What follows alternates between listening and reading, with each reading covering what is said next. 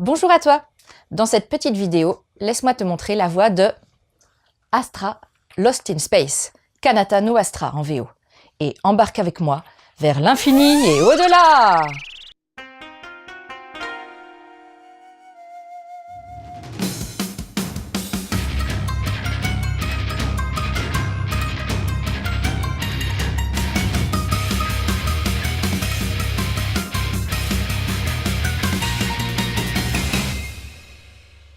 On va faire la connaissance d'Aries, une ado très mimi et carrément tête en l'air, et de Kanata, un grand brun athlétique mis sur le devant de la scène dès les premières pages. Car Aries se fait chipper son sac, et Kanata lui fait une démonstration spectaculaire d'interception du voleur à la tire au beau milieu du hall de la base spatiale de Musanish. Les deux jeunes partent en effet en voyage scolaire sur la planète Magpa. Et oui, en 2063, le lycée Kerd organise carrément des séjours dans l'espace.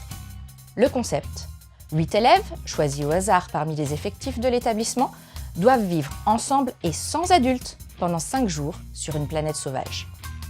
Chaque équipage se voit en plus assigner une tâche spéciale.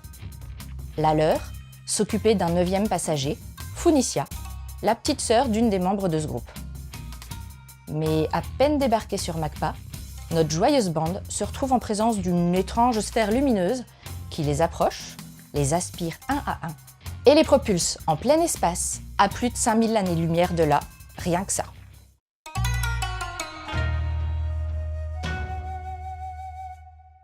Le dessin des personnages est proche de celui de Skate Dance, la précédente série à succès de Shinohara Kenta.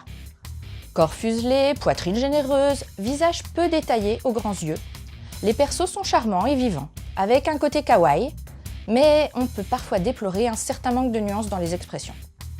Shinohara utilise des aplats de gris et de noir pour donner du contraste à ses dessins, et réserve les traits et les hachures à la retranscription des mouvements.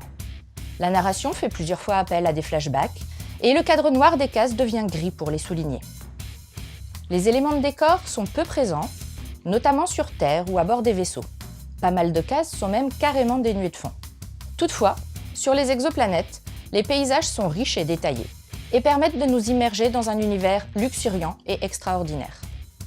Le Nemu, quant à lui, est très classique. Quasi toutes les pages ont 4, 5 ou 6 cases. Dans tout le bouquin, on a une seule double page et une seule pleine page. Il y a quelques coupes, un peu de biais et certains persos sortent un peu des cases, mais ça n'apporte rien de spécial. Au final, c'est propre, on a un résultat équilibré, agréable à l'œil, mais il n'y a vraiment pas de surprise. Toutes les organisations de pages se ressemblent, le Nemu n'est pas utilisé pour mettre en valeur les événements importants de mon point de vue. Pour l'édition française, c'est Nobinobi qui publie ce manga. La jaquette très colorée est fidèle à l'original, on y retrouve les deux protagonistes principaux sur fond stellaire, et le premier coup d'œil suffit à comprendre dans quel environnement le décor va être planté. Sous cette dernière, on trouve au dos du bouquin un échantillon de quelques cases, au dialogue revisité avec humour, façon autopromo, plutôt sympa. Les onomatopées d'origine ont été majoritairement conservées et sont associées à une traduction discrète qui s'intègre bien. Enfin, entre chaque chapitre, on trouve une petite documentation qui concerne les tenues, les équipements, les personnages. Ça n'apporte pas grand-chose à l'histoire en elle-même, mais ça plaît bien au jeune public. En tout cas, mon prototype personnel de préado a plutôt apprécié.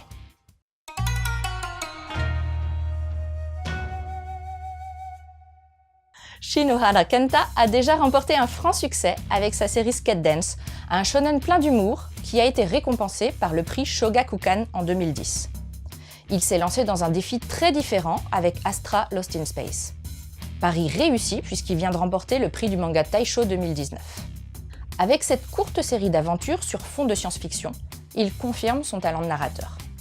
En effet, le scénario est très rythmé, et les événements s'enchaînent avec une alternance de surprises, de dangers, de moments émouvants. C'est dommage que cette qualité scénaristique soit pas vraiment servie par le Nemu, qui manque d'audace et ne souligne pas assez le rythme du récit, ce qui reste pour moi une petite déception sur ce titre. J'aurais aimé que les moments de danger et de suspense aient aussi plus d'intensité. Le trait simplifié des visages reflète plus l'étonnement que l'inquiétude, même quand la situation semble dramatique. Cela dit, ça colle à l'esprit de ce manga, résolument dans la positive attitude. La diversité des personnages est un atout. Le mangaka joue avec les clichés et n'hésite pas à mettre en scène une brochette de persos allant du surdoué au beau gosse, en passant par la petite fille riche capricieuse, le rebelle mystérieux et d'autres encore. Tous ces traits de caractère sont pourtant pas tous approfondis dès ce premier tome, et on referme le manga un peu frustré. Malgré ça, la mise en place est habilement menée, au travers des interactions entre les personnages qui apprennent petit à petit à se découvrir, et grâce à des flashbacks revenant sur des événements qui ont forgé leur personnalité. On s'attache à eux facilement, ils sont jeunes, ils sont beaux, ils sont insouciants et cultivent la positive attitude. Certaines bonnes idées servent agréablement l'univers SF. Les robots lissiers, les arbres trampolines, les graines parachutes nous transportent dans l'imaginaire de Shinohara. Encore un bon point, les touches d'humour prennent plutôt bien. Par exemple, la petite Phénicia emporte avec elle son animaroïde, une sorte de marionnette qui a la particularité de dire tout haut ce qu'elle pense au fond d'elle. Ça lui permet par moments d'avoir franchement des répliques de sale gosse. Le mangaka fait aussi appel avec autodérision à la métafiction. C'est quand l'auteur met explicitement en avant ses propres mécanismes. Ça donne une mise en scène du beau gosse qui scintille carrément, avec un effet bien drôle, car les autres persos s'en rendent compte également. Sans tomber dans l'excès, Shinohara aurait pu exploiter encore plus ces mécanismes parce que ça marche et on en redemande. Bref, malgré quelques petits détails, Astra Lost in Space a tous les ingrédients pour accrocher le lecteur.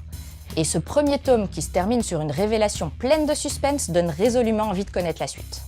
En lien direct avec le titre de ce manga, je suis obligée de te parler de Perdu dans l'espace. La famille Robinson est choisie pour fonder une colonie sur une autre planète. Sauf que, au lieu de les conduire à bon port, leur vaisseau s'échoue à des années-lumière de leur destination. Ça te rappelle rien?